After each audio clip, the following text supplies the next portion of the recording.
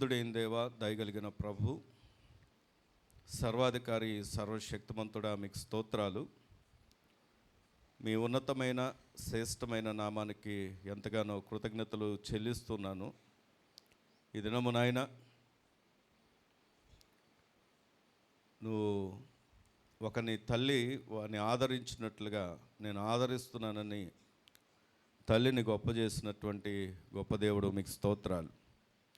మీరు కూడా మీ బాధ్యతలు ఈ భూమి మీద ఉన్నప్పుడు మీరు నెరవేర్చిన విధానం అంతటిని బట్టి, తల్లిని ప్రేమించిన విధానం బట్టి మాకు ఒక మంచి మాదిరిని ఉంచినందుకే మీకు కృతజ్ఞతలు చెల్లిస్తూ ఉన్నాం. అయ్యా, ఈ దినమునైనా ఇక్కడ ఎందరైతే తల్లులు ఉన్నారో వారందరినీ దీవించండి అయ్యా. మరి అలాగే లోబడినటువంటి అనుభవాలు పిల్లలందరికీ దయచేయండి.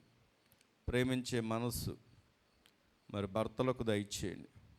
నీ కృపలోనైనా కుటుంబంగా సంతోషించగలిగినటువంటి భాగ్యం మరి ప్రతి వారికి మీరు దయచేయండి దేవా. నిశ్చయంగానైనా మీ ఉన్నతమైనటువంటి ఆశీర్వాదం తల్లులందరి మీద, చెల్లెలందరి మీద కుమ్మరించమని ప్రార్థన చేస్తూ, ప్రత్యేకంగా ఈ దినమునైనా వాక్కు దేవుడుగా మాతో మీరు మాట్లాడి మహిమ, ఘనత, ప్రభావాలు మీ గణనామానికే పొందుకున్నామని మా ప్రభువును రక్షకుడైన యేసుక్రీస్తు వారి యొక్క శ్రేష్టమైన నామంలో ప్రార్థించి స్తుతించి వేడుకుంటున్న మా పరమ తండ్రి, ఆమేన్.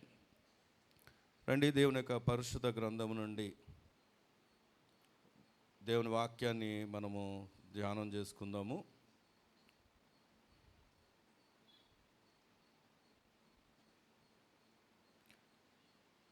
న్యాయాధిపతుల గ్రంథం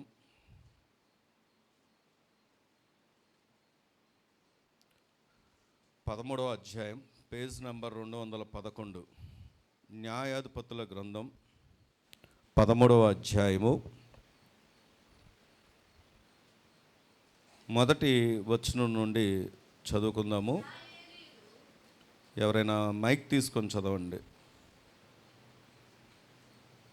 చదివేవారు మైక్ తీసుకొని చదవండి. 13వ అధ్యాయం మొదటి నుండి చదువుకుందాం. ఇశ్రాయేలీలు మరల యెహోవా దృష్టికి దోషులు కాగా, యెహోవా 40 సంవత్సరములు వారిని ఫిలిష్తీయుల చేతికి అప్పగించెను. ఆ కాలమున దాను వంశస్థుడును జొరియా పట్టణస్థుడునైన మానోహానునొకడుండెను. అతని భార్య గొడ్రాలై కానుపు లేక ఉండెను. యెహోవా దూత ఆ స్త్రీకి ప్రత్యక్షమై, ఇదిగో నీవు గొడ్రాలవు, నీకు కానుపు లేకపోయెను, అయితే నీవు గర్భవతివై కుమారుని కందువు, కాబట్టి నీవు జాగ్రత్తగా ఉండి ద్రాక్షారసమునే గాని మద్యమునే గాని త్రాగకుండుము, అపవిత్రమైన దేనినైనను తినకుండుము. నీవు గర్భవతివై కుమారుని కందువు, అతని తల మీద మంగళకత్తి వేయకూడదు. ఆ బిడ్డ గర్భమును పుట్టినది మొదలుకొని దేవునికి నాజీరు చేయబడిన వాడై ఫిలిష్తీయుల చేతిలో నుండి ఇశ్రాయేలీయులను రక్షింప మొదలుపెట్టునని ఆమెతో అనగా, ఆ స్త్రీ తన పెనిమిటి యొద్దకు వచ్చి, దైవజనుడొకడు నా యొద్దకు వచ్చెను, అతని రూపము దేవదూత రూపమును పోలినదై మిక్కిలి భీకరముగా ఉండెను. అతడు ఎక్కడ నుండి వచ్చెనో నేను అడగలేదు, అతడు తన పేరు నాతో చెప్పలేదు గాని ఆలకించుము. నీవు గర్భవతివై కుమారుని కందువు, కాబట్టి నీవు ద్రాక్షారసమునే గాని మద్యమునే గాని త్రాగకుండుము, అపవిత్రమైన దేనినైనను తినకుండుము. ఆ బిడ్డ గర్భమున పుట్టినది మొదలుకొని చనిపో వరకు దేవునికి నాజీరు చేయబడిన వాడై ఉండునని నాతో చెప్పెననెను. అందుకు మానోహ, నా ప్రభువా, నీవు పంపిన దైవజనుడు మరలా మా యొద్దకు వచ్చి, పుట్టబోవు ఆ బిడ్డకు మేము ఏమేమి చేయవలనో దానిని మాకు నేర్పునట్లు దయచేయమని యెహోవాను వేడుకొనగా, దేవుడు మానోహ ప్రార్థనను ఆలకించును గనుక ఆ స్త్రీ పొలములో కూర్చుండగా దేవుని దూత ఆమెను దర్శించెను. ఆ సమయమున ఆమె పెనిమిటి అయిన మానోహ ఆమె యొద్ద ఉండలేదు గనుక ఆ స్త్రీ త్వరగా పరిగెత్తి, ఆనాడు నా యొద్దకు వచ్చిన పురుషుడు నాకు కనబడినని అతనితో చెప్పెను. అప్పుడు మానోహ లేచి తన భార్య వెంబడి వెళ్ళి ఆ మనుషుని యొద్దకు వచ్చి ఈ స్త్రీతో మాటలాడిన వాడు నీవేనా అని అతనిని అడుగగా, అతడు నేనే అనెను. అందుకు మానోహ, కావున నీ మాట నెరవేరునప్పుడు ఆ బిడ్డ ఎట్టివాడగునో అతడు చేయవలసిన కార్యమేమిటో తెలుపుమని మనవి చేయగా, యెహోవా దూత, నేను ఆ స్త్రీతో చెప్పినదంతయు ఆమె చేకొనవలెను. ఆమె ద్రాక్షావళి నుండి పుట్టినదేదియూ తినకూడదు. ఆమె ద్రాక్షారసమునైనను మద్యమునైనను త్రాగకూడదు. అపవిత్రమైన దేనినైనను తినకూడదు. నేను ఆమెకు ఆజ్ఞాపించినదంతయు ఆమె చేకొనవలెనని మానోహతో చెప్పెను. అప్పుడు మానోహ, మేము ఒక మేకపిల్లను సిద్ధపరిచి నీ సన్నిధిని ఉంచు వరకు నీవు ఆగుమని మనవి చేసుకొనుచున్నామని యెహోవా దూతతో చెప్పగా, యెహోవా దూత, నీవు నన్ను నిలిపినను నీ భోజనము నేను తినను. నీవు దహనబలి అర్పించునుద్దేశించిన ఎడల యెహోవాకు దానిని అర్పింపవలెనని మానోహతో చెప్పెను. అతడు యెహోవా దూత అని మానోహకు తెలియలేదు. మానోహ, నీ మాటలు నెరవేరిన తర్వాత మేము నిన్ను సన్మానించున్నట్లు నీ పేరేమని యెహోవా దూతను అడుగగా, యెహోవా దూత, నీవేళ నా పేరు అడుగుచున్నావు? అది చెప్పశక్యము కాదనెను. అంతటా మానోహ నైవేద్యముగా ఒక మేకపిల్లను తీసుకొని ఒక రాతి మీద యెహోవాకు అర్పించెను. మానోహయు అతని భార్యయు చూచుచుండగా ఆ దూత ఒక ఆశ్చర్య కార్యము చేసెను. ఎట్లనగా, జ్వాలలు బలిపీఠం మీద నుండి ఆకాశమునకు లేచుచుండగా యెహోవా దూత బలిపీఠం మీదనున్న ఆ జ్వాలలలో పరమునకు ఆరోహణమాయెను. మానోహయు అతని భార్యయు దానిని చూచి నేలకు సాగిలపడిరి. ఆ తరువాత యెహోవా దూత మరలా మానోహకును అతని భార్యకును ఇక ప్రత్యక్షము కాలేదు. ఆయన యెహోవా దూత అని మానోహ తెలుసుకొని, మనము దేవుని చూచితముని గనుక మనము నిశ్చయముగా చనిపోదామని తన భార్యతో అనగా, అతని భార్య, యెహోవా మనలను చంపగోరిన ఎడల ఆయన దహనబలిని నైవేద్యమును మన చేత అంగీకరింపడు. ఈ సంగతులన్నిటినీ మనకు చూపింపడు. ఈ కాలమున ఇట్టి సంగతులను మనకి వినిపింపడని అతనితో చెప్పెను. తర్వాత ఆ స్త్రీ కుమారుని కని అతనికి సంసోను అని పేరు పెట్టెను. ఆ బాలుడు ఎదిగినప్పుడు యెహోవా అతనిని ఆశీర్వదించును. మరియు యెహోవా ఆత్మ జొరియాకును ఎష్టాయోలునకు మధ్యనున్న మహనేను దానులో అతనిని రేపుటకు మొదలుపెట్టెను. చాలు. దేవుడు ఈ మాటలు మనందరి వినికిల్లో దీవించునుగాక. ఆమేన్. హల్లెలూయా, హల్లెలూయా. ఈరోజు మరి మదర్స్ డే సందర్భంగా మరి దేవుని వాక్యాన్ని ఒక స్త్రీ యొక్క అనుభవాలను ఆధారంగా చేసుకొని, ఇది అందరూ నేర్చుకోవాల్సిందే. ఇక్కడ ఒక కుటుంబం కనబడుతుంది. ఆ కుటుంబం ఎవరు అంటే మానోహ, అతని భార్య. మరి మానోహ భార్య పేరు రాయబడలేదు, కానీ ఆమె కలిగి ఉన్నటువంటి లక్షణాలు, ఆమె చూపించినటువంటి విధానం ఈరోజు మరి అందరం నేర్చుకోవడానికి దేవుడు ఈ వాక్యంలో పొందుపరుచున్నాడు. ఇంతకీ ఆమె ఎవరు అంటే మానోహ భార్య. అలాగే ఎవరికి తల్లి చెప్పండి? సంసోనుకు తల్లి. బైబిల్లో బలాఢ్యుడు అని పిలువబడిన వ్యక్తి ఎవరు? సంసోను. సంసోను యొక్క బలం గురించి ప్రత్యేకంగా చెప్పనక్కర్లేదు, అందరికీ తెలిసిన విషయమే. కానీ సంసోను ఎలా పడిపోయాడో కూడా మనందరికీ తెలుసు. వెళ్తూ కూడా ఇంకా చెప్పాలంటే మరి సంసోను గురించి కూడా విశ్వాసుల దానిలో రాయబడి ఉంటుంది మనకు గమనిస్తే. అంటే ఆయన్ని దేంట్లో మాదిరిగా చూడొచ్చు అంటే చెప్పండి, మాదిరి.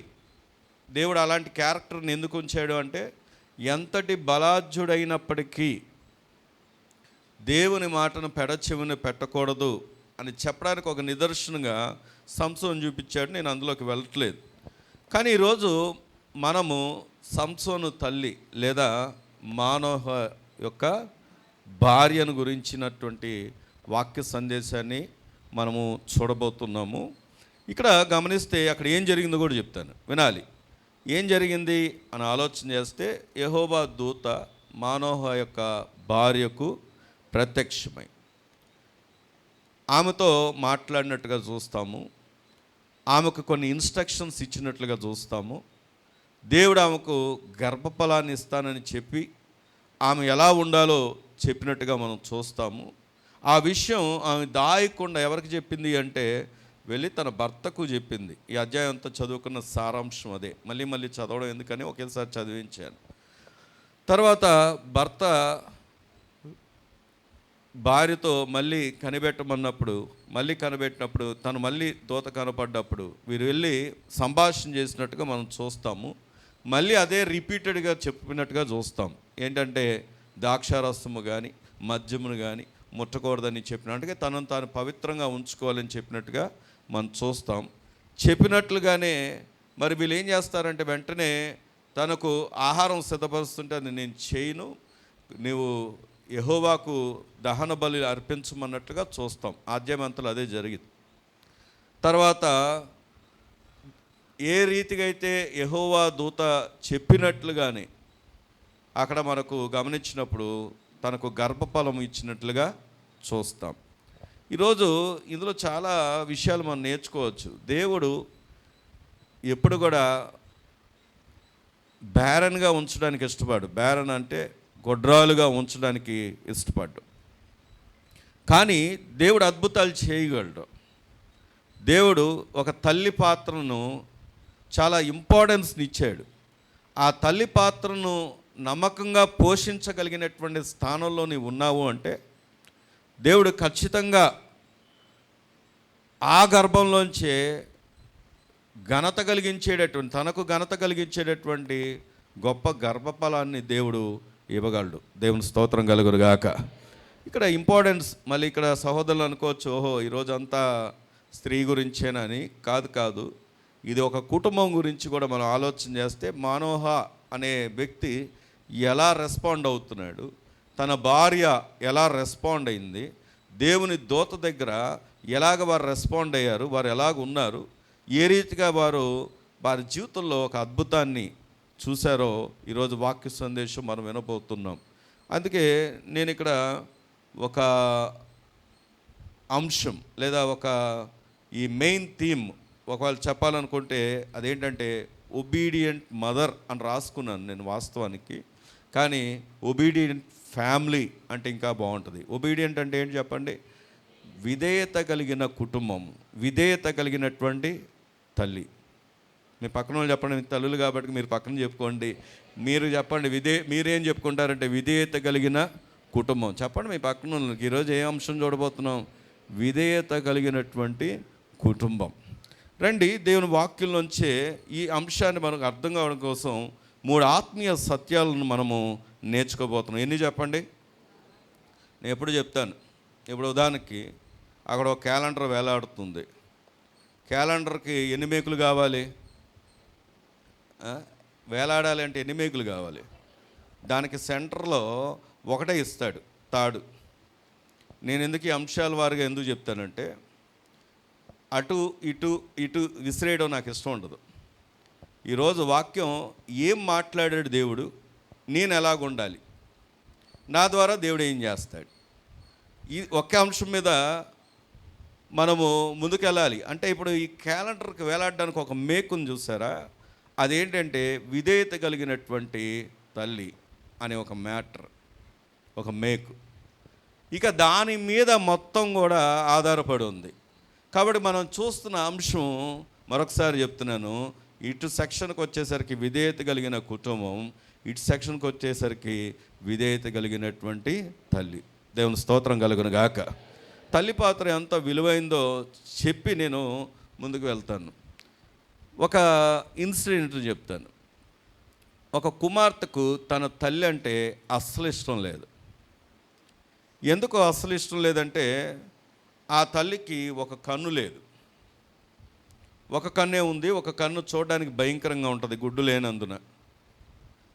సరే, ఆ కుమార్తె ఎప్పుడు కూడా తల్లిని ఎప్పుడు కూడా స్కూల్ టైంలో స్కూల్కి రావడానికి ఇష్టపడేది కాదు, కాలేజ్ టైంలో కాలేజ్కి రావడానికి ఇష్టపడేది కాదు. తనకు తండ్రి లేడు, భర్త లేడు, ఆమె కుమార్తెను పెంచుకుంది. కానీ తల్లి అంటే ఇష్టం లేదు. కేవలం కారణం ఏంటంటే ఆమెకున్నటువంటి రూపాన్ని బట్టి. వినాలి, కింద ఉన్న వాళ్ళు వినాలి. ఆమెకున్నటువంటి రూపాన్ని బట్టి ప్రతిసారి ఆమె చెప్పేది, నువ్వు కాలేజీకి రావద్దు, లేదా మా ఫ్రెండ్స్ ముందుకు రావద్దు అని. తను బాగా కష్టపడి చదివింది. ఆ మెయిన్ గోల్ ఏంటంటే నా తల్లి నుండి నేను దూరంగా ఉండాలి. దానికోసం బాగా కష్టపడి చదవాలి. కష్టపడి చదివి ఎక్కడైనా అబ్రాడ్లో అనగా ఫారెన్లో ఎక్కడన్నా జాబ్ సంపాదించి నా తల్లికి దూరంగా వెళ్ళిపోవాలి, ఆమె రూపాన్ని బట్టి నా తల్లి అని చెప్తే నాకు ఎంతో నామోషిగా ఉంటుందని చెప్పేసి ఆమె ఏం చేసిందంటే బాగా చదివిందంట, అనుకున్నట్లుగానే అబ్రాడ్లో జాబ్ వచ్చింది, తర్వాత మ్యారేజ్ కూడా అయ్యింది. తర్వాత తల్లినేం పిలవలేదు, పిల్లలు కూడా పుట్టారు. ఒకసారి ఇండియాకు వచ్చినప్పుడు, తిరిగి దేశానికి వచ్చినప్పుడు, తన గ్రామానికి వచ్చినప్పుడు తల్లి పిల్లలు వస్తున్నారనే ఆనందంతో దగ్గరికి వెళ్ళినప్పుడు ఆ చిన్నపిల్లలు, ఆమెకు ఆల్రెడీ 2 పిల్లలు పుట్టారు, ఆ పిల్లలు ఈమెను చూసి భయపడిపోయారంట. ఆమె రూపాన్ని చూసి భయపడిపోయి దూరంగా వెళ్ళిపోతే ఆమె తల్లిని బాగా తిట్టింది. అందుకే కదా నేను నిన్ను దూరంగా ఉంచింది, నేను దగ్గరికి రాకుండా ఇష్టపడలేదు, కారణం అదే, నా పిల్లలు భయపడిపోయారు అని చెప్పేసి ఇమీడియట్గా ఫారెన్ వెళ్ళిపోయింది. వెళ్ళిపోయినప్పుడు కొన్ని రోజులకి ఆమెకు ఒక లెటర్ వచ్చింది. ఆ లెటర్ ఎవరో రాయలేదు, తన తల్లే రాసింది. ఆ లెటర్లో ఇలా సారాంశం రాసింది. ఏమని అంటే, అమ్మా వాస్తవమే, నేను ప్రేమతో వచ్చాను నీ దగ్గరికి, కానీ నా రూపం పిల్లలను భయపెట్టింది, నన్ను క్షమించు. అసలు నీకు ఒక విషయం ఎప్పటి నుండో చెప్పలేదు, నేను చెప్పకూడదు అనుకున్నాను, కానీ ఈ క్షణంలో ఇంకా నేను వెళ్ళిపోతున్నాను, నా ముగింపు దశలో ఉన్నాను, చెప్పకుండా వెళ్ళలేను. అదేంటంటే నా కన్ను పోవడానికి ప్రధాన కారణం ఏంటో తెలుసా? నీకు ఆడుకుంటున్నప్పుడు ఒక కన్ను గాయమవుతే నీ కన్ను పనిచేయదని చెప్పినప్పుడు దాన్ని రీప్లేస్ చేయడానికి మరొక కన్ను కావాల్సి వచ్చినప్పుడు నేను నా కన్నుని ఇచ్చాను. ఇప్పుడు నువ్వు కలిగి ఉన్నటువంటి కన్ను నేనిచ్చిందే. ఇది నేను చెప్పి బాధ పెట్టడానికి కాదు, కానీ నీకు నిజం తెలియకుండా నేను వెళ్ళిపోతే మరి అలాగే ఉండిపోద్ది నా వెళ్తే అని ఒకే విషయంతో ఈ మాట చెప్తున్నానని చెప్పి ఆ లెటర్ రాయడం జరిగిందంట. అప్పుడు ఆ కుమార్తె ఎంతో దుఃఖించింది. ఈరోజు ఈ మాటను ఎందుకు జ్ఞాపకం చేస్తున్నానంటే, తల్లి ప్రేమకున్నటువంటి విశిష్టత, తల్లి ప్రేమకున్నటువంటి గొప్పతనాన్ని మనం జ్ఞాపకం చేసుకున్నప్పుడు ఆమె ఎంతో వేసుడించుకుంది, కానీ వాస్తవానికి ఆ తల్లి ప్రేమ తన కన్నును సైతము దారపోసింది. దేవుని స్తోత్రం కలుగునుగాక. నేను ఇంకొక విషయం లైవ్లో, అంటే ఇక్కడ మన సంఘంలో జరిగిన విషయం కూడా చెప్తాను. ఒక తల్లి తన కొడుకు కిడ్నీలు 2 కూడా ఫెయిల్ అయిపోతాయి. ఇది మన సంఘంలో సంగతి చెప్తున్నా. 2 కిడ్నీలు ఫెయిల్ అయిపోయాయి.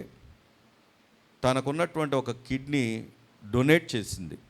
డోనర్గా ఎవరు దొరక్క కొన్ని లక్షలు, తన సొంత కిడ్నీ ఎవరు ఇచ్చినా కానీ కొన్ని లక్షలు వెచ్చించి మన సంఘంలోనే తన కుమారుడికి తన కిడ్నీని ఇచ్చింది. కానీ ఇప్పటికే ఆ కుమారుడు అంతగా ఆమెను ప్రేమించడు. కానీ ఆమె ఇప్పటికీ తన కుమారుడు కొరకు నిత్యము కూడా కన్నీరు కారుస్తుంది, ప్రార్థన చేస్తుంది, మమ్మల్ని ఎప్పుడు కూడా ప్రార్థన చేయమని అంటుంది. ఈమె ప్రభువుని అంగీకరించింది, వారు ప్రభువుని అంగీకరించలేదు, వారు ఇప్పటికీ ద్వేషంతోనే మాట్లాడతారు. కానీ ఈ తల్లి ఇప్పటికీ ఆ కుమారుడిని ప్రేమిస్తూనే ఉంది. దేవుని స్తోత్రం కలుగునుగాక. కాబట్టి తల్లి యొక్క ప్రేమ అంత గొప్పది. అయితే తల్లి కంటే ఉన్నతమైనటువంటి ప్రేమ కలిగిన వాడు ఎవరైనా ఉన్నారు అంటే ప్రభువైన యేసుక్రీస్తు వారే. ఎందుకు అంటే తల్లి, నేను ఇప్పుడు చెప్పినటువంటి ఉదాహరణలో ఒక కిడ్నీ అవ్వచ్చు, ఒక కన్ను అవ్వచ్చు, కానీ అవి అన్నీ కూడా భౌతికమైనవే. మళ్ళీ ఒకరోజు అవి ఎక్కడికి వెళ్ళిపోతాయి? సమాధిలోకి వెళ్ళిపోవాల్సినవే. కానీ అన్నిటికన్నా శాశ్వతమైనది, దేవుని రాజ్యాన్ని మనకి ఇవ్వడానికి, తన సొంత ప్రాణాన్ని పణంగా పెట్టడానికి తండ్రి కూడా తన సొంత కుమారుని సిలువకు బలి అర్పించడానికి ఏమాత్రం వెనుదీయలేదు. ఆయన ప్రేమ ఎంతో గొప్పది. దేవుని స్తోత్రం కలుగునుగాక. అలాంటి గొప్ప దేవుణ్ణి, తల్లికి మించినటువంటి ప్రేమ కలిగినటువంటి దేవుణ్ణి మనం కలిగి ఉన్నామన్న సంగతిని మనము జ్ఞాపకం చేసుకోవాలి. సరే, ఇక్కడికి వచ్చి ఆలోచన చేస్తే మానోహ అతని భార్యను గురించి మనం కనుక జ్ఞాపకం చేసుకుంటే ఆల్రెడీ అక్కడ జరిగినటువంటి సంఘటన అంతా చదివేశాము. కానీ వారి ద్వారా దేవుడు మనకేం నేర్పించాలి అని అనుకుంటున్నాడంటే, ఒక విధేయత కలిగినటువంటి కుటుంబం, వినాలి, ఒక విధేయత కలిగినటువంటి కుటుంబం లేదా ఒక విధేయత కలిగినటువంటి తల్లి యొక్క పాత్రలో మొట్టమొదటి ఉండాల్సినటువంటి గుణలక్షణం ఏమిటి అని ఆలోచన చేస్తే వాక్యం చెప్తున్నటువంటి మాట చూడండి. 1 నుండి 5వ వచనం వరకు నేను చదువుతాను, చూడండి. నేను చదువుతాను. ఇశ్రాయేలీయులు మరలా యెహోవా దృష్టికి దోషులు కాగా యెహోవా 40 సంవత్సరములు వారిని ఫిలిష్తీయుల చేతికి అప్పగించను. ఇప్పుడు ఇశ్రాయేల్ పొజిషన్ ఎలా ఉందో తెలుసా? అక్కడ ఉన్నటువంటి వారు దేవుని దృష్టికి వాళ్ళు ఎలాగున్నారంట? దోషులుగా ఉన్నారంట. దోషులుగా ఉన్నారు. ఏ ప్రజలనైతే దేవుడు విడిపించి బానిసత్వం నుండి బానిసత్వం నుంచి విడిపించి వారికి వాగ్దాన దేశం కొరకు 2 నాయకులను నిలబెట్టుకొని నడిపించి వాగ్దాన దేశంకి వచ్చేసిన తర్వాతైనా వీళ్ళు సంపూర్ణులుగా మార్చబడ్డారా అంటే లేదు. దేవునికి విరోధంగా ఎన్నోసార్లు పనిచేస్తూనే ఉన్నారు. కొంతమంది ఎప్పటికీ కూడా దేవుని కార్యాలు చూస్తారు, అయినా మర్చిపోతారు. దేవుడు ఏంటో తెలుసు, అయినా మర్చిపోతూ ఉంటారు. దేవుడు కాదన్న వాటిని చేస్తూ ఉంటారు. ఇలాగ ఇజ్రాయెల్ ప్రజలు ఏం చేస్తున్నారంటే మళ్ళీ దేవుని దృష్టికి వారంట దోషులుగా ఉన్నందున దేవుడే వారిని ఎవరికి అప్పగించాడో తెలుసా? ఫిలిష్తీయుల చేతులకి 40 సంవత్సరాలు అప్పగించాడంట. ఉన్నారా? ఇక్కడే ఉన్నారా? వినండి. మనం ఎప్పుడు కూడా కొన్నిసార్లు ఏదైనా నష్టం కలిగితే ప్రతిదీ తీసుకెళ్ళి అపవాదం మీద వేస్తాం. ఏదైనా శ్రమ రాగానే ప్రతిదీ తీసుకెళ్ళి శోధకుడి మీద వేస్తాం.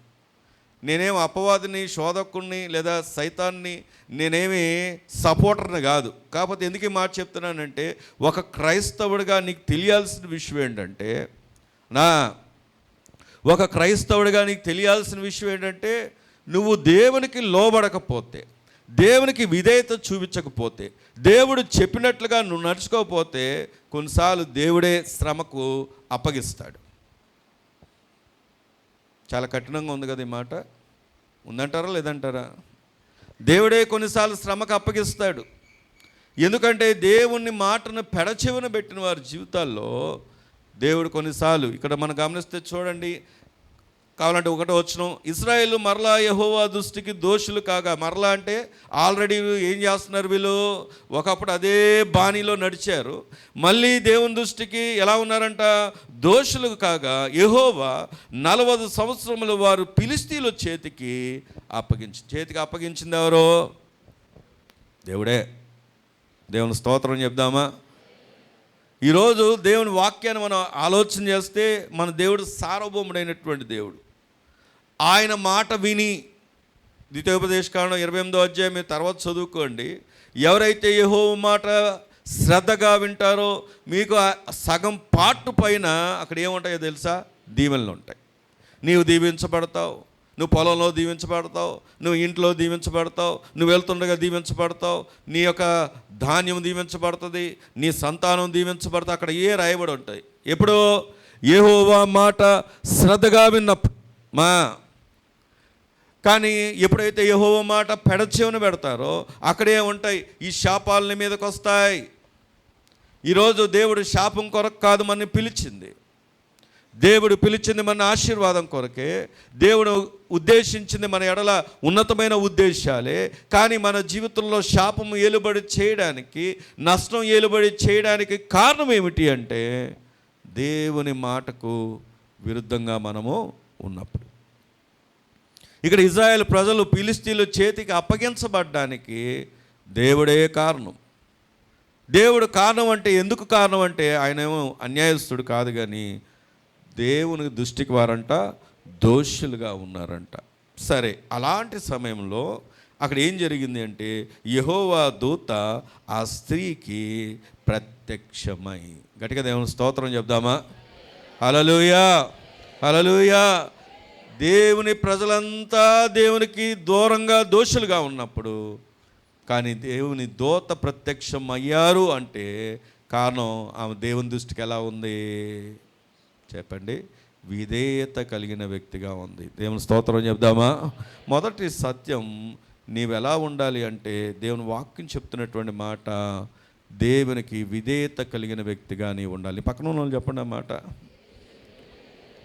ఎవరికి విధేయత? దేవుని దూత వినాలి. దేవుని దూత ప్రత్యక్షమై ఏం చెప్పాడంటే ఆయన, ఇదిగో నీవు గొడ్రాలువు, నీకు కానుపు లేకపోయినను, అయితే నీవు గర్భవతివై కుమారుణ్ణి కందువు. దేవుడు ఆశీర్వాదాన్ని ఆమె ముందుకు తీసుకొచ్చాడు. దేవుడు దీవెన ముందుకు తీసుకొచ్చాడు. దేవుడు తనకున్నటువంటి కొదువును తీరుస్తానని ఆమె ముందుకు తీసుకొచ్చాడు. వినాలి. దేవుడు ముందుగానే చెప్తున్నాడు, నువ్వు ఖచ్చితంగా గర్భవతివి అవుతావు అని. దేవుని స్తోత్రం చెప్దామా? హల్లెలూయా. అయితే మన దేవుడు ఏమండి, ది గాడ్ ఆఫ్ అంటారనుకున్నా. నేను చెప్పాలనుకుంది ఏంటంటే, మన దేవుడు షరతులు కలిగినటువంటి దేవుడు. ఎవరండి మన దేవుడు? అదేంటి మన దేవుడు షరతులు కలిగినటువంటి దేవుడు ఏంటంటే, మీరు గమనిస్తే దేవుడు షరతులు లేకుండా కొన్ని విషయాల్లో మాత్రమే షరతులు లేని వ్యక్తిగా ఉన్నాడు. ఏ విషయంలో చెప్పమంటారా?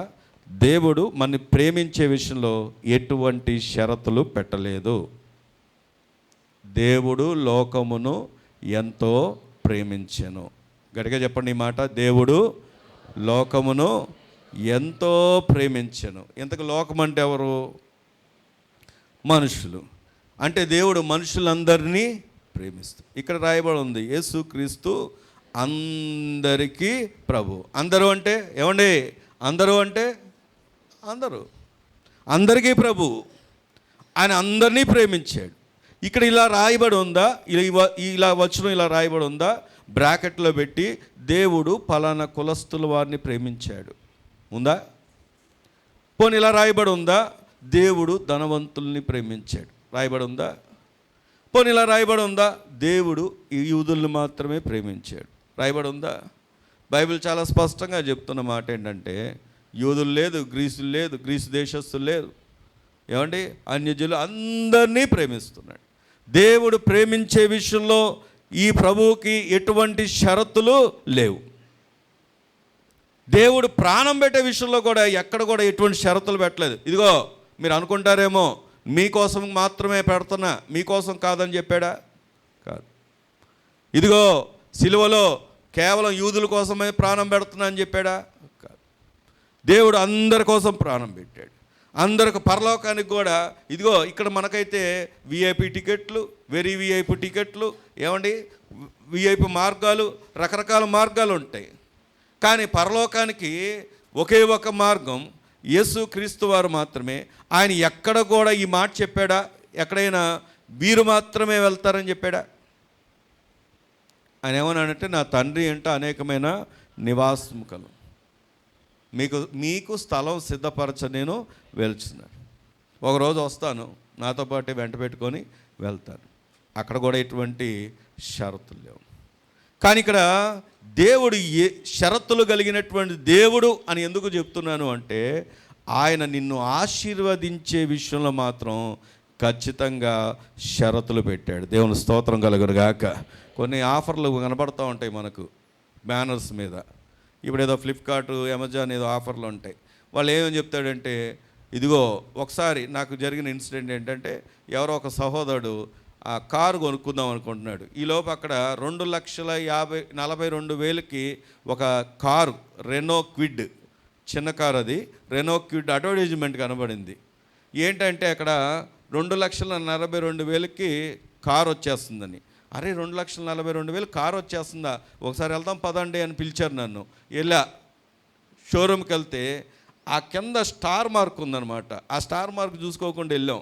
వెళ్ళిన తర్వాత ఆ ట్యాక్సెస్, ఈ ట్యాక్సెస్, ఆ ట్యాక్సెస్ అన్నీ యాడ్ అయ్యి ఆ కారు ఎంత అంటే 4,50,000. అడ్వర్టైజ్మెంట్ మాత్రం ఎలా కనబడుతుందో తెలుసా? 2,42,000, కానీ ఆ కారు 4,50,000. ప్రామిస్, కూర్చోవాలి.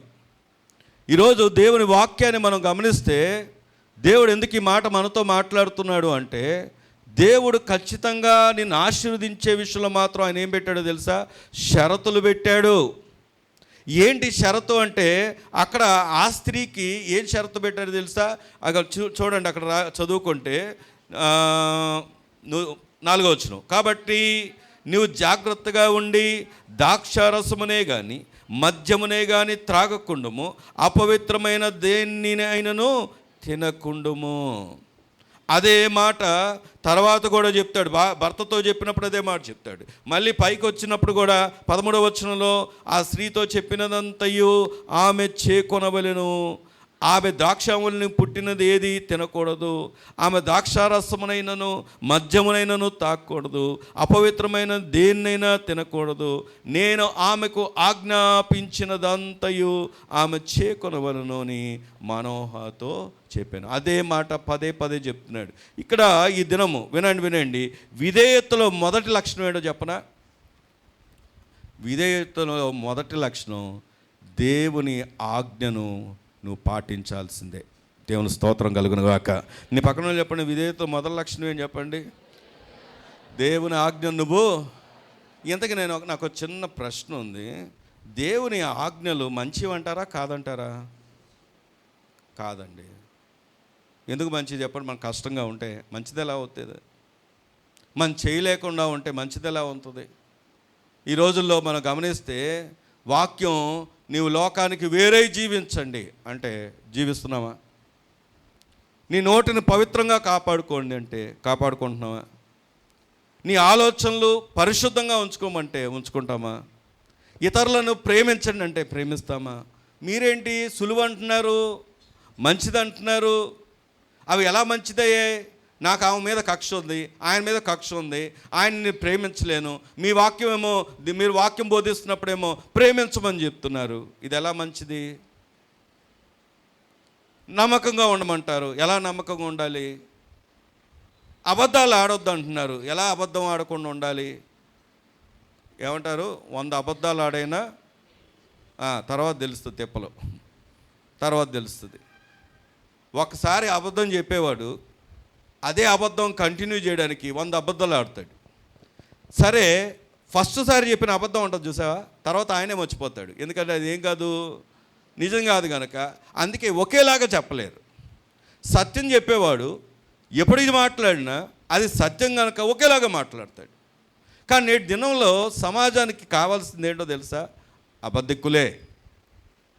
ఈరోజు సమాజం గురించి మనం ఆలోచన చేయట్లేదు, దేవుని గురించి ఆలోచన చేస్తే ఇక్కడ ఒక తల్లిని కనబడుతున్నారు, ఒక స్త్రీ కనబడుతుంది, ఒక కుటుంబం కనబడుతున్నారు. వాళ్ళ ముందుకు ఒక ఇన్స్ట్రక్షన్ వచ్చింది. ఏంటా ఇన్స్ట్రక్షన్, ఏంటా ఆజ్ఞ అంటే, ఇదిగో నువ్వు ఇలాగా ఉండాలి. రండి, ద్వితీయోపదేశ కాండం 10వ అధ్యాయము. ద్వితీయోపదేశ కాండం 10వ అధ్యాయము 12వ వచనాన్ని కనుక మనం చదువుకుంటే, కాబట్టి ఇశ్రాయేలు నీ దేవుడైన యెహోవాకు భయపడి ఆయన మార్గములన్నిటిలో నడుచుచు ఆయనను ప్రేమించి నీ దేవుడైన యెహోవాను నీ పూర్ణ మనస్సుతోనూ నీ పూర్ణాత్మతోనూ సేవించి. అందరూ చెప్పండి, ఇది ఎవరి మేలు కొరకు? దేవుడు ఏదైనా ఆజ్ఞ ఇచ్చాడు అంటే ఎవరి మేలు కొరకు? నీ పక్కన వాళ్ళు చెప్పండి అన్నమాట. ఎవరి మేలు కొరకు? నీ మేలు కొరకు. ఎవరి మేలు కొరకు? నాగరాజు గారికి పక్కన నాయుడు గారికి పడదనుకుంటా, అనవసరంగా కూర్చున్నాను అనుకొని ఇద్దరు ఎడమొఖం పెడమొఖం కూర్చున్నట్టున్నారు. ఎవరి మేలు కొరకు అంటే ఇది? నీ మేలు కొరకే.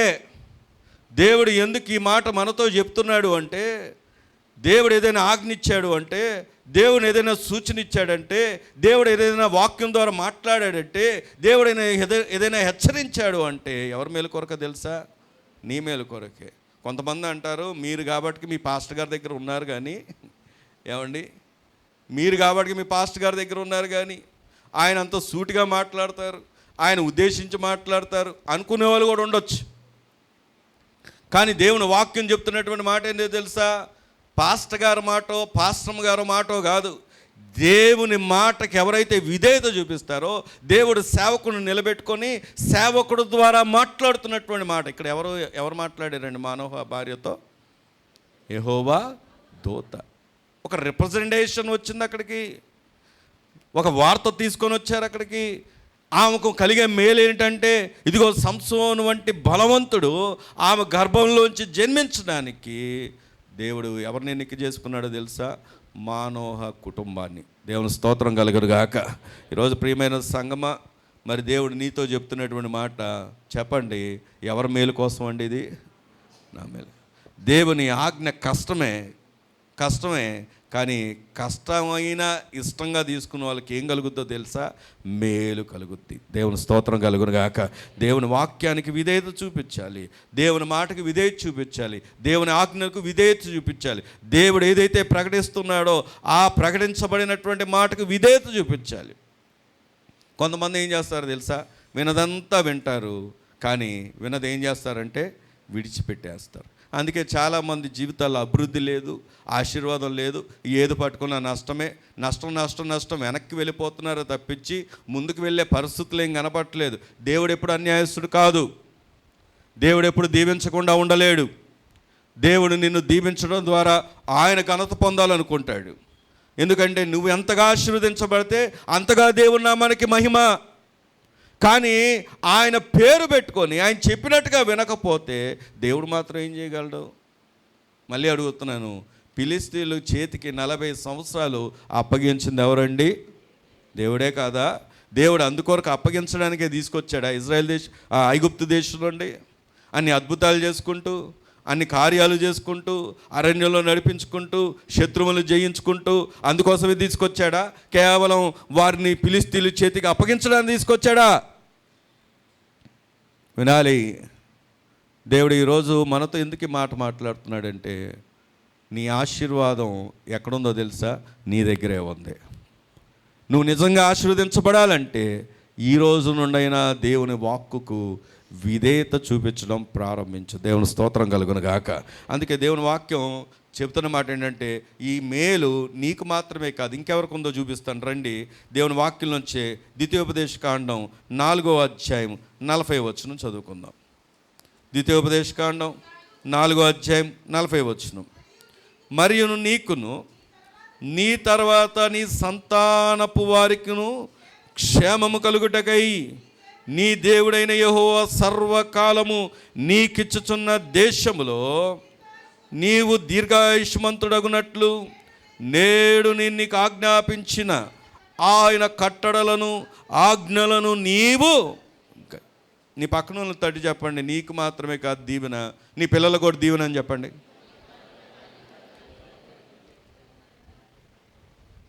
ఎవరికి దీవెన? కొంతమంది అనుకుంటున్నారు మాకు పెళ్ళే కాలేదు పిల్లలు అంటున్నారు. ఏంటండి? అందుకే చెప్పుకోవడానికి ఇష్టపడలేదు. ఇప్పుడే అయిపోద్దా? మన చర్చ్లో దానియేలు గారు మీకు తెలుసు, మోజెస్ వీళ్ళ డాడీ. వాళ్ళు ఒక భయంకరమైన అన్య కుటుంబంలోంచి విజయవాడకు వచ్చారు. ఆ వచ్చిన దినాల్లో పాస్టర్ గారు అమ్మగారు సువార్త చెప్పి దేవుని గురించి చెప్పి వారిని కూడా దేవుని సన్నిధికి నడిపించినప్పుడు పిల్లలు లేరన్న బాధతో వచ్చారు. వాళ్ళు ఎంతో నిష్టంగా పూజలు చేసి, ఆయన అసలు పేరు భైరవ స్వామి. అయితే ఆ సమయంలోనే ఆయనకు ఒక వాగ్దానం ఇచ్చారు, సాక్ష్యం కూడా చెప్పారు మన సంఘంలో. ఏ వాగ్దానం అంటే 128వ కీర్తనలో ఉన్నటువంటి వాగ్దానాన్ని దేవుడు నాకు ఇచ్చాడు, ఆయనకి ఇచ్చారు.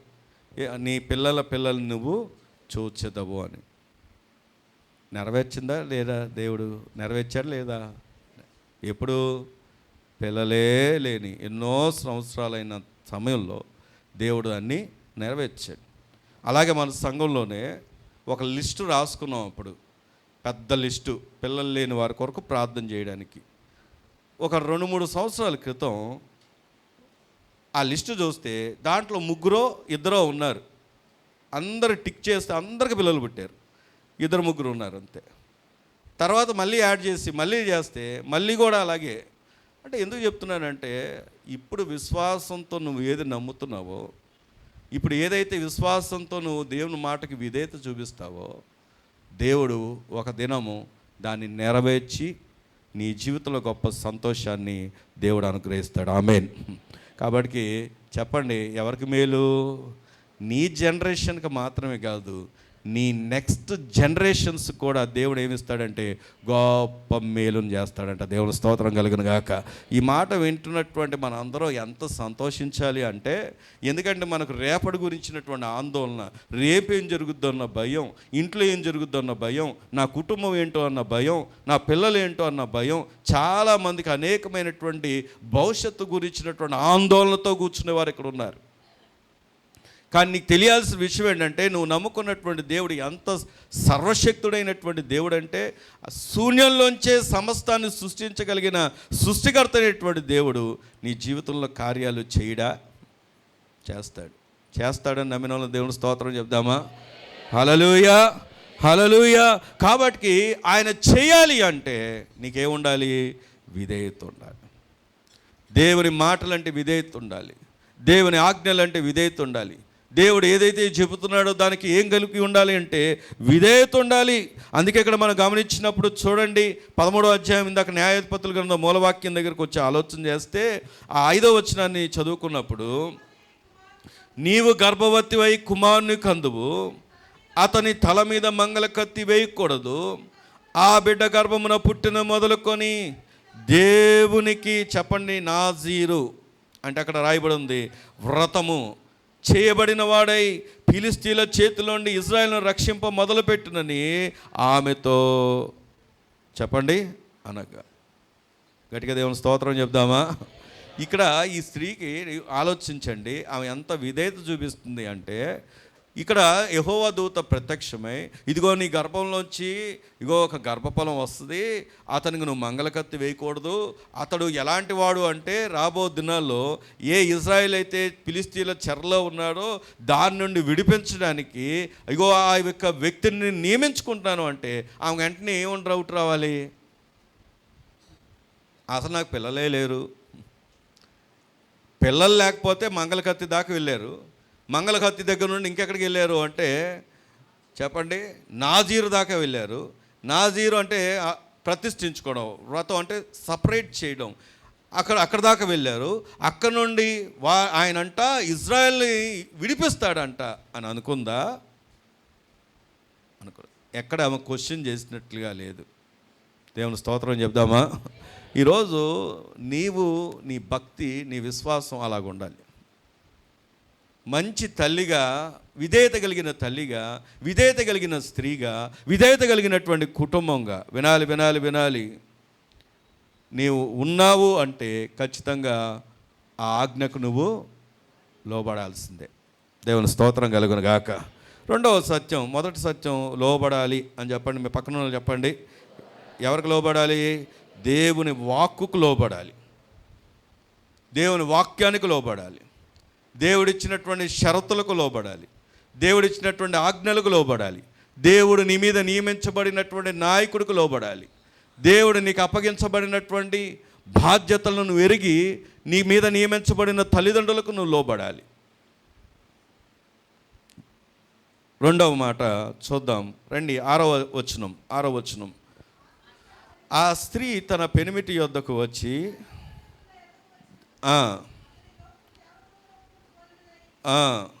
బేకర్మగా ఉండెను, అతడు ఎక్కడి నుండి వచ్చనో నేను అడగలేదు, చెప్పలేదు, కానీ ఆలకించుము. సరే, ఆ మాట ఆల్రెడీ చెప్పేశారు కదా, ఇందాక చదువుకున్నాం. 8వ వచనం. అందుకు మానోహ, నా ప్రభువా, నీవు పంపిన దైవజనుడు మరలా మా యొద్దకు వచ్చి పుట్టబో బిడ్డకు మేము ఏమి చేయవలనో దాన్ని మాకు నేర్పునట్లు దయచేయమని యెహోవాను వేడుకొనగా దేవుడు మానోహ ప్రార్థన ఆలకించెను గనక. గట్టిగా దేవుని స్తోత్రం చెప్దామా? నీ పక్కన వాళ్ళు చెప్పండి, దేవుడు నీ ప్రార్థన ఆలకిస్తాడని చెప్పండి. ఆలకిస్తాడు, ఆలకించడా? ఆలకిస్తాడు. ఎప్పుడు ఆలకిస్తాడు? నువ్వు ఆయన ఆజ్ఞలకు లోబడు. ఇంకెక్కడ ఏం జరిగింది అంటే, సరే విన్నదామా, విన్నాంలే, చాలాసార్లు విన్నట్టేగా అని అనుకుందా? మనం కూడా ఈరోజు ఆదివారం వెళ్ళాంలే, పాస్టర్ గారు ఏదో మాట్లాడారులే అని అనుకుంటే ఏం ప్రయోజనము లేదు. విన్న నీవు దాని కొరకు ఏం చేయాలో తెలుసా? కనిపెట్టుకోవాలి. నీ పక్కన వాళ్ళు చెప్పండి ఆ మాట. ఏం చేయాలి? మొదటి మాట ఏంటి? లోబడాలి. రెండవ మాట ఏం చెప్పండి? కనిపెట్టుకోవాలి. ఎలా కనిపెడుతున్నారు తెలుసా? వీళ్ళు ఎలా కనిపెడుతున్నారంటే ఆ వెంటనే భర్తకి వెళ్ళి చెప్తే భర్త విని భర్త ఏం చేశాడంటే ఏమేదో చెప్పిందిలే అని అనుకోలేదు. ఆయన ఏం చేశాడంటే అతనంట దేవుని దగ్గర ఏం చేశాడంటే ప్రార్థన చేశాడంట. నేను ఒక మాట అడగనా? మా సెక్షన్ అడుగుతా, మీ సెక్షన్ కాదు, మా సెక్షన్ అడుగుతా. మా సెక్షన్ ఎంత గొప్పలు అంటే రావడమే ఆదివారం ఆరాధన లేటుగా వస్తారు. ముగింపు ప్రార్థన కూడా కాదు, అవ్వకముందే టిఫిన్. ఎందుకంటే అక్కడ టిఫిన్ దొరకదు.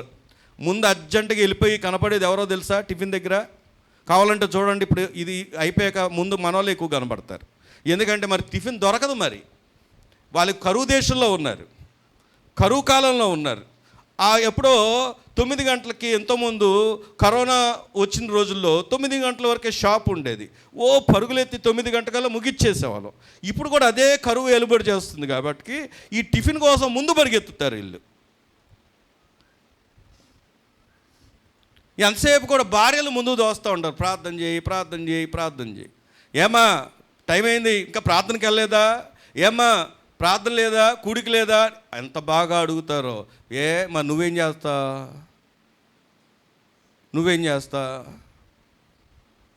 నీకు ఒక విషయం చెప్పనా?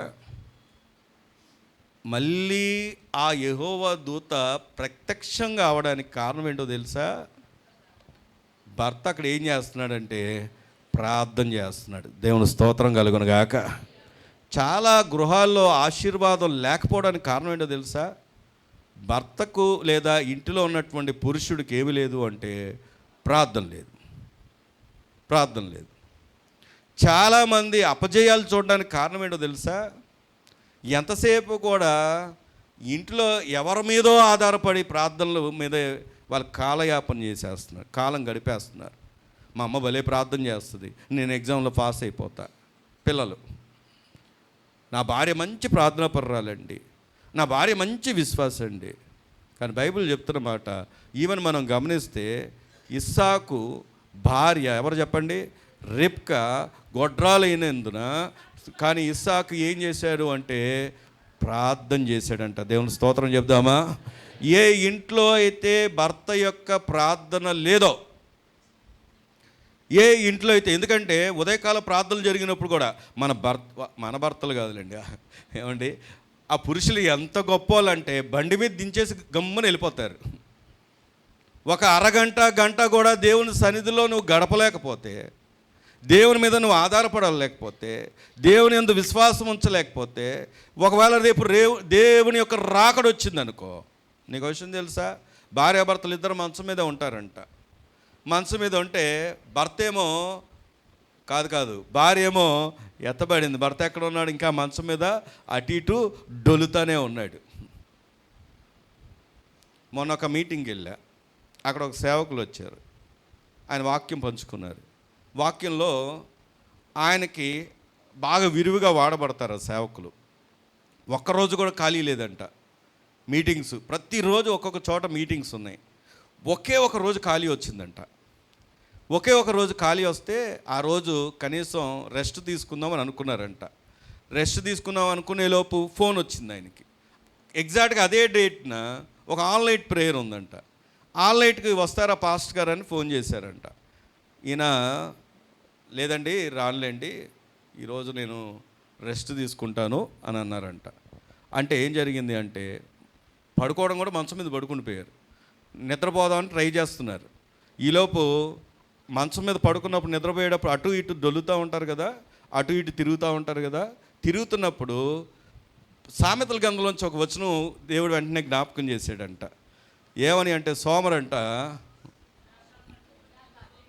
అటు ఇటు ఇంకొంచెం సేపు కునికిదనని సోమరి అటు ఇటు తిరుగులాడుతూ ఉంటాడని వచనం చదివేసరికి గుండె గుబీలు మందంట. వెంటనే ఆన్లైన్ వాళ్ళకి ఫోన్ చేసి నేను వచ్చేస్తున్నాను అని చెప్పి ఆ ఒక్కరోజు కూడా ఉండకుండా వెళ్ళిపోయారంట. దేవుని స్తోత్రం కలుగును గాక. నేను ఒక మాట చెప్పనా, ఒక్కరోజు రెస్ట్ తీసుకోకుండా ఒక సేవకుడు పరిగెత్తుతూ ఉంటే మంచం మీద ఉండేటటువంటి మన గురించి దేవుడు ఏం చెప్తాడు?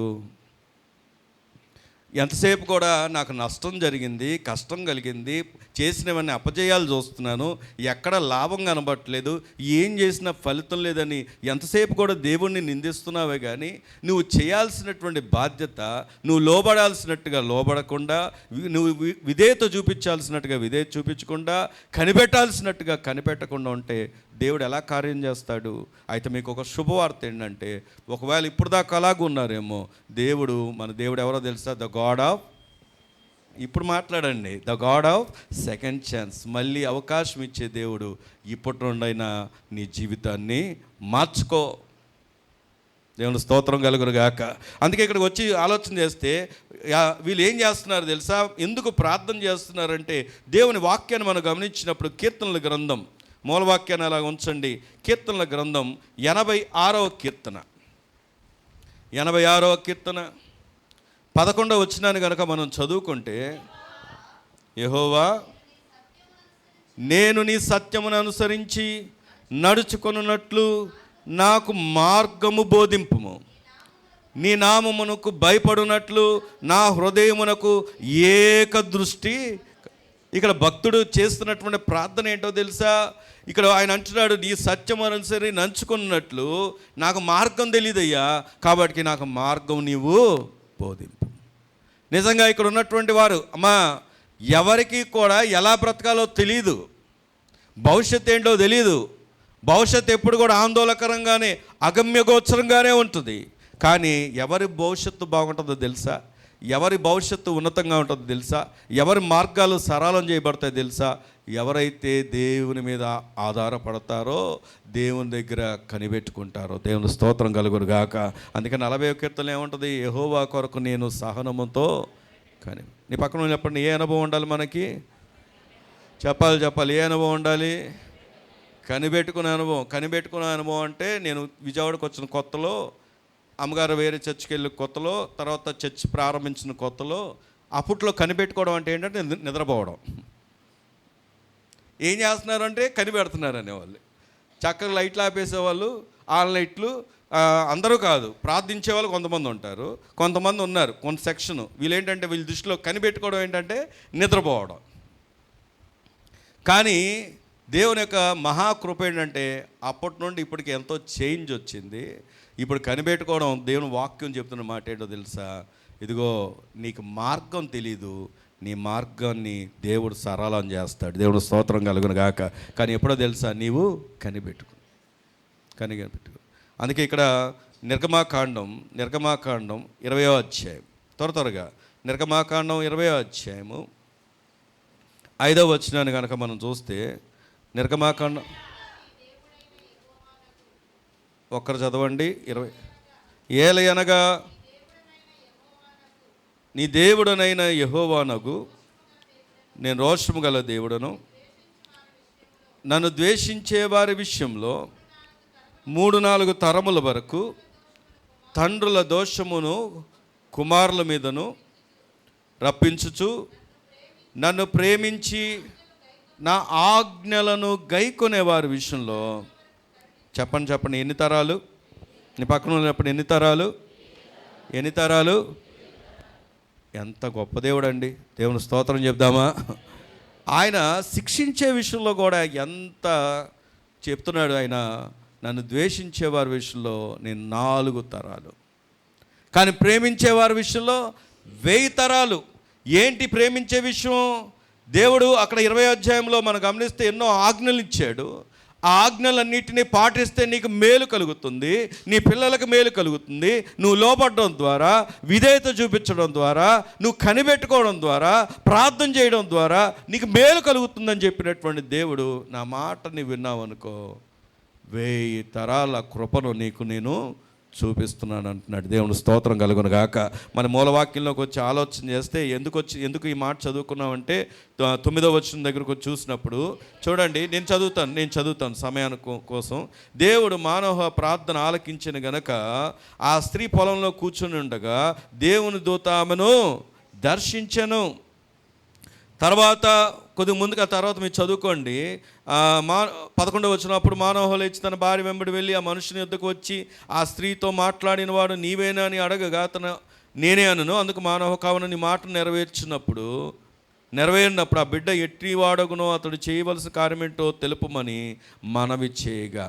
ఇక్కడ చూడండి, మానవ పరిగెత్తుకుంటూ వెళ్ళి ఏమడిగాడో తెలుసా? మా పిల్లోడు పుట్టిన తర్వాత పెద్దవాడైనప్పుడు ఏం చేయాలో చెప్పమంటున్నాడు.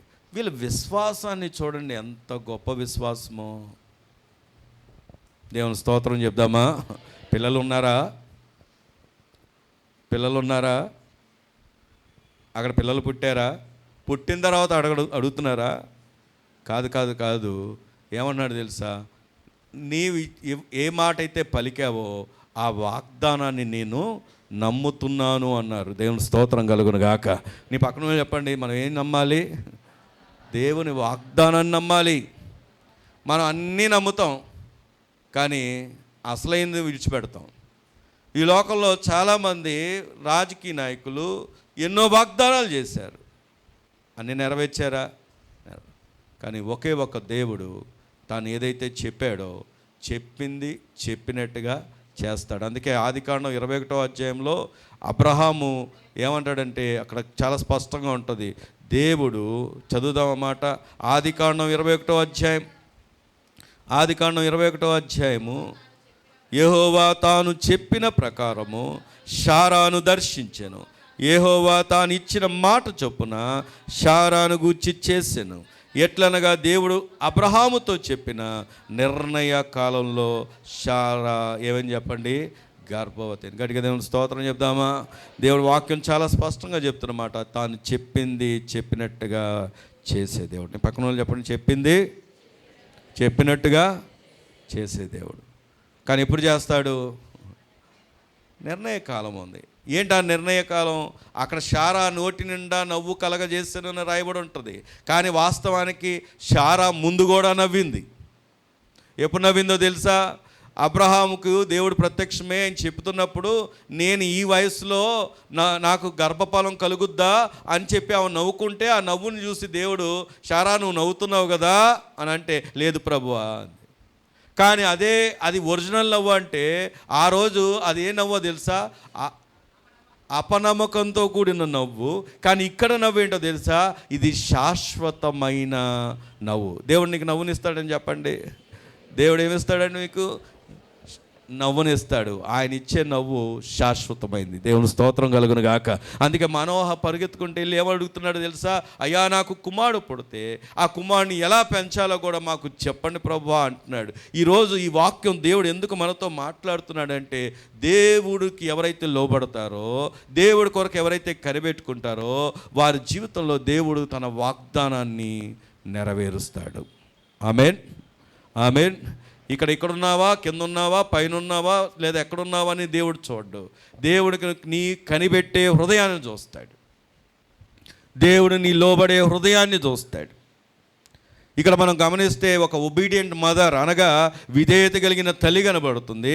ఒబీడియంట్ ఫ్యామిలీ అనగా విధేయత కలిగిన కుటుంబం కనబడుతుంది. వినాలి, వినాలి, వినాలి. ఈరోజు నువ్వు విధేయత కనుక నువ్వు వాక్యానికి విధేయత చూపించగలిగితే, వాక్యాన్ని నువ్వు నమ్మగలిగితే, వాక్యానుసారంగా బ్రతకగలిగితే, దేవుడు చెప్పిన వాగ్దానం నువ్వు నమ్మగలిగితే, దేవుడు చెప్పినట్టుగా నువ్వు లోబడగలిగితే, దేవుడు అంటున్నాడు నీ జీవితంలో ఉన్నతమైన కార్యాలైనా చేస్తాడు. మూడో మాటతో ముగించుకుందాం. మూడో మాట ఏంటో తెలుసా? రండి వాక్యంలోంచి చూస్తే 15వ వచనం దగ్గరకు వచ్చినప్పుడు అప్పుడు మనోహ ఏం చేస్తున్నాడంటే, సరే తర్వాత చదువుకోండి. మేకపిల్లను సిద్ధపరిచి ఆహారం వండుతానుకుంటే ఆయన అంటాడు, నాకు ఆహారం అక్కర్లేదు, నేను తినను, నన్ను ఆపొద్దు. మీరు యెహోవాకు ఏం చేయమన్నాడు అంటే దహన బలి అర్పించమన్నాడు. మూడవ మాట ఏంటంటే ఆధారపడాలి. పక్కన వాళ్ళు చెప్పడం మాట. ఎందుకు ఆధారపడాలని ఉందంటే, నేను ఆ మాటను ఎక్కడ నుండి తీసుకున్నానంటే, దహన బలి అర్పించమని చెప్పినప్పుడు సంపూర్ణంగా వారు దేవునికి అప్పగించుకున్నారు, అర్పించారు. దేవుడు చెప్పినట్టుగానే ఏం చేశాడంటే వారి జీవితంలో గొప్ప కార్యాన్ని చేశారు. అయితే ఈరోజు ఇదే మాట మన దాకా వస్తే, ఆ రోజు వారు దహన బలి అర్పించారు. మన దహన బలి ఏంటో తెలుసా? మన దహన బలి ఏంటో తెలుసా? రోమా పత్రిక 12వ అధ్యాయం. రోమా పత్రిక 12వ అధ్యాయం మొదటి వచనం. కాబట్టి సహోదరులారా, పరిశుద్ధమును దేవునికి అనుకూలమునైన సజీవ యాగముగా మీ శరీరములను ఆయనకు సమర్పించుకొనుండని దేవుడు వాత్సల్యమును బట్టి బ్రతిమిలారు కొనుచున్నాను. ఇట్టి సేవ మీకు యుక్తమైంది. చెప్పండి, మన దహన బలి ఏంటి చెప్పండి? మనమే సజీవ యాగముగా దేవునికి సమర్పించుకోవాలి. నీ పక్కన చెప్పండి అన్నమాట, దేవునికి సమర్పించుకోమని. ఎలా సమర్పించుకోండో? సజీవ యాగముగా. ఇంకా నువ్వు ఉన్నట్టా లేనట్టా చెప్పాలి. ఇంకా నువ్వు ఉన్నట్టా లేనట్టా?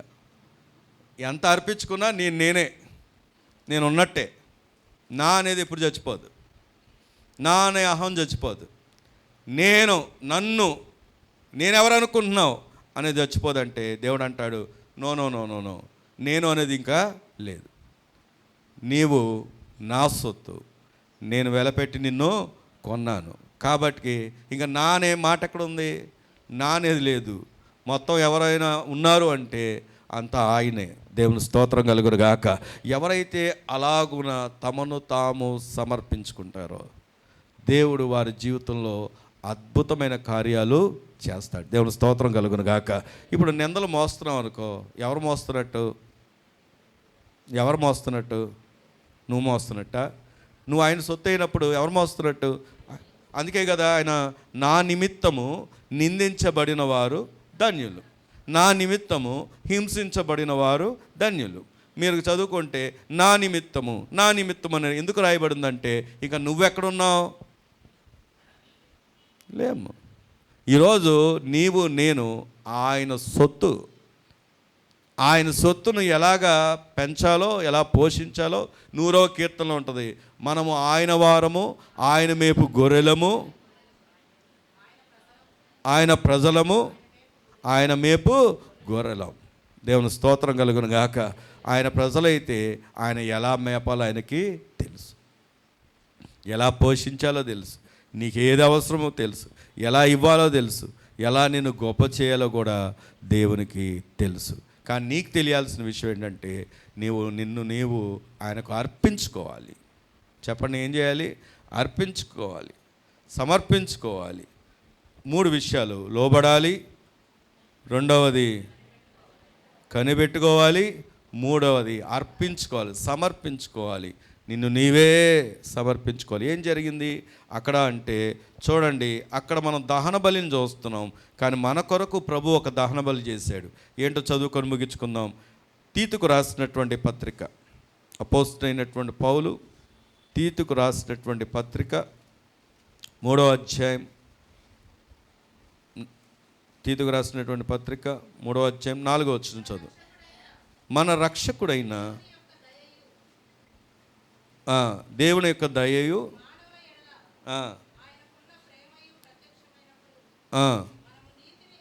మనము నీతిని అనుసరించి చేసిన క్రియల మూలంకం కాక తన కనికరము చొప్పుననే పునర్జన్మ సంబంధమైన స్నానము ద్వారాను పరిశుద్ధాత్మ మనకు నూతన స్వభావం కలుగు చేయటం ద్వారాను మనలను రక్షించెను. మనం ఆయన కృప వలన నీతిమంతులమని తీర్చబడి నిత్య జీవమును గుర్చిన నిరీక్షణ బట్టి దానికి వారసులగుటకై ఆ పరిశుద్ధాత్మను మన రక్షకుడైన యేసుక్రీస్తు ద్వారా ఆయన మన మీద సమృద్ధిగా కుమ్మరించెను. గట్టిగా దేవుని స్తోత్రం చెప్దామా? ఇక్కడ మన వాక్యాన్ని ఆధారం చేసుకుంటే మన కొరకు సమస్తం కూడా చెల్లించాల్సిందంతా చెల్లించింది, మన కొరకు ఇవ్వాల్సిందంతా ఇచ్చింది ఎవరైనా ఉన్నారంటే అది ఎవరైనా ఉన్నారు అంటే ప్రభు అయిన యేసుక్రీస్తు. మనమంట పునర్జన్మ పొందుకున్నామంట. మీ పక్కన చెప్పండి, ఏం పొందుకున్నాం? ఏంటి పునర్జన్మ అంటే? పాపంలో చచ్చిపోయాం, ప్రభువులో బ్రతికాం, ఇప్పుడు ఆయన ముందు నీతిమంతులుగా తీర్చబడ్డాం. కారణం, మన నీతిమంతులుగా చేసింది మన నీతి కాదు, ప్రభు అయిన యేసుక్రీస్తు వారి ద్వారా ఆపాదించబడిన ఆయన నీతి మనని పరలోకానికి వారసులుగా చేసింది. దేవుని స్తోత్రం కలుగును గాక. ఈరోజు నేను ఎవరికి వారసులో తెలుసా? స్వయాన దేవునికే వారసు, పరలోకానికి వారసులు. అలాంటి వారసత్వం ఎక్కడి నుండి వచ్చిందంటే ప్రభైన యేసు క్రీస్తు వారి ద్వారా. ఇక్కడ మానోహ తన భార్య దహనబలి అర్పించారు, దాన్ని అక్కడ దేవుడు స్వీకరించాడు. తర్వాత వాళ్ళకి ఏమి ఇచ్చాడంటే చక్కని గర్భఫలం ఇచ్చాడు, బలవంతుడైనటువంటి సంసోన్ని ఇచ్చాడు. ఈరోజు ఒక విధేయత కలిగిన కుటుంబం, విధేయత కలిగినటువంటి స్త్రీ, విధేయత కలిగినటువంటి తల్లి, దేవుడు మనతో మాట్లాడుతున్న మాట ఏంటంటే ఆ విధేయత ఎలా కనబడుతుంది అంటే నువ్వు ఆయనకు లోబడినప్పుడు, నువ్వు ఆయన కొరకు కనిపెట్టుకున్నప్పుడు, నీవు ఆయనకు సమర్పించుకున్నప్పుడు. ప్రార్థన చేసుకుందామా. ఎవరి మటుకు వారు వాక్కు కొరకు ఆలోచన చేయండి. నీ స్థితి ఏంటో దేవునికి తెలిసి ఈ మాటని ముందు తీసుకొచ్చాడు. ఈ మదర్స్ డే సందర్భంగా మన ముందుకు తీసుకొచ్చిన ఒక స్త్రీ, ఆమె పేరు లేదు కానీ గుణగణాలు ఉన్నాయి. ఒక కుటుంబం, ఒక విధేయత కలిగిన కుటుంబంగా దేవుని ముందు కనబడుతూ ఉంది. వారి విధేయత ఏంటో చాలా స్పష్టంగా దేవుని మాటను వారు వినడమే. ఆ మాటను వారు విన్నటువంటి వారు లోబడ్డారు, లోబడ్డటువంటి వారు కనిపెట్టుకున్నారు, కనిపెట్టుకున్నటువంటి వారు తమను తాము సమర్పించుకున్నారు. ఈరోజు అదే మాట నీ ముందు ఉంది. విని విడిచి వెళ్ళిపోతావో, నీవు ఆ మాటకు లోబడతావో, లోబడినటువంటి నీవు ఆయన చేసేంతవరకు కనిపెట్టుకుంటావో, కనిపెట్టుకునే నిన్ను నువ్వు సమర్పించుకున్నప్పుడు తను చేయవలసింది తను స్పష్టంగా చేయడానికి ఆయన ఇష్టపడుతున్నాడు. ప్రియమైన సంగమా, మౌనంగా ఉండే సమయం కాదు ఇది. నువ్వు ఎలా ఉన్నావో నీకు తెలుసు. ఎలా ఉండాలని ప్రభువు కోరుకుంటున్నాడో అలా గనక నువ్వు మలచబడితే, చెక్కబడితే, ఇది మొదలుకొని తన ఆశీర్వాదాన్ని నీ మీద ఆయన కుమ్మరించబోతున్నాడు. నీకున్న కొదువులను ఆయన తీసివేయబోతున్నాడు. నీకున్న సమస్యల నుండి విడుదల ఇవ్వబోతున్నాడు. నీకున్న నిందలను తొలగించబోతున్నాడు. నీకున్న అవమానాలు కొట్టివేయబోతున్నాడు. నీ పక్షం ఆయన వహించబోతున్నాడు. నీ పక్షంగా ఘనమైనటువంటి కార్యాలు చేయబోతున్నాడు. ఏ కొదువులో ఉన్న ఆ కుటుంబము ఈరోజు జ్ఞాపకం చేయబడింది అంటే అంత ఘనతను దేవుడు వారికి ఇచ్చాడు. అలాంటి ఘనత నీకు కూడా ఇవ్వబోతున్నాడు. మరి పొందుకోవాలని నువ్వు ఆశ కలిగి ఉంటే ఈరోజు నుండైనా విధేయత చూపించడం ప్రారంభించు. దేవుడి యొక్క ఉన్నతమైన కార్యాలు నీ జీవితంలో ఆయన జరిగించబోతున్నాడు. మహాపరిశుద్ధుడైన దేవా, దయగలిగిన తండ్రి, గొప్ప దేవుడా, మీకు వందనాలు, స్తోత్రాలు. ప్రజలు నీవారు, నీ మాట ప్రకటించబడింది. వినువారంగా కాక విధేయత కలిగిన వారంగా, విధేయత కలిగిన కుటుంబంగా మాలో మీరు ఏ అనుభవాలు అయితే కోరుకుంటున్నారో ఆ అనుభవాలు నిశ్చయంగా నెరవేర్చబడి ఇక్కడ ఉన్న ప్రతి ఒక్కరూ దీవించబడడానికి మీరు సహాయం దయచి నిశ్చయంగా నీ బిడల కట్టి దీవెన కలుగునుగాక, అటు ఆశీర్వాదం కలుగునుగాక, అటు కార్యాలు జరుగునుగాక, వారి ద్వారా మీ నామము ఘనపరచబడునుగాక. అటు ఘనమైనటువంటి కార్యాలు మీరు జరిగిస్తున్నందుకే మీ కృతజ్ఞతలు చెల్లిస్తూ సమస్త మహిమ ఘనత ప్రభావాలు మీ ఘననామానికి పొందుకొనమని మా ప్రభువును రక్షకుడైన యేసు క్రీస్తు వారి యొక్క శ్రేష్టమైన నామంలో ప్రార్థించి స్తుతించి పొంది ఉన్న మా పరమ తండ్రి, ఆమేన్.